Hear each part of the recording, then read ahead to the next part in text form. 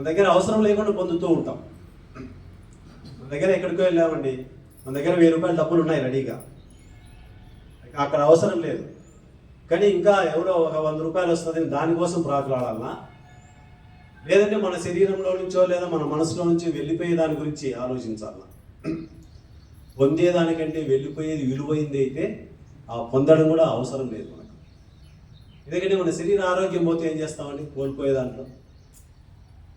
అందుకని ప్రతిరోజు మన శరీరాన్ని గమనించండి, శరీర అవసరాలు తీర్చండి. దాని ధర్మాలు ఉంటాయి శరీరానికి. ఎవరికైనా శరీర ధర్మాలు తీర్చలేదనుకోండి ఎవరైనా పడిపోవాల్సిందే. శరీరం పడిపోయినాక నువ్వు ఎంత చేసినా కూడా ఏమి చేయలేవు. పడిపోక ముందే జాగ్రత్త పడండి. కాబట్టి ప్రతిరోజు మిమ్మల్ని మీరు గమనించుకోండి.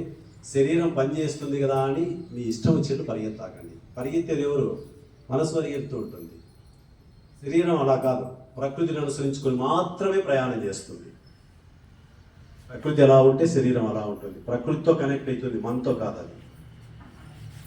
కానీ ఈ పరిగెత్తడంలో కొద్ది కాలం తర్వాత ఏం చేస్తాం, శరీరానికి కష్టమైపోతుంది. కానీ మనసు ఇన్నాళ్ళు పరిగెత్తినప్పా అడివో ఇడివో నీకు ఆ పేరు వస్తుంది, ఈ పేరు వస్తుంది, ఆ సంపద వస్తుంది అని నువ్వు పరిగెత్తావు. కానీ శరీరం పరిగెత్తనప్పుడు ఏం చేస్తుంది? తెలుసుకోండి, బాగున్నప్పుడే చూడండి.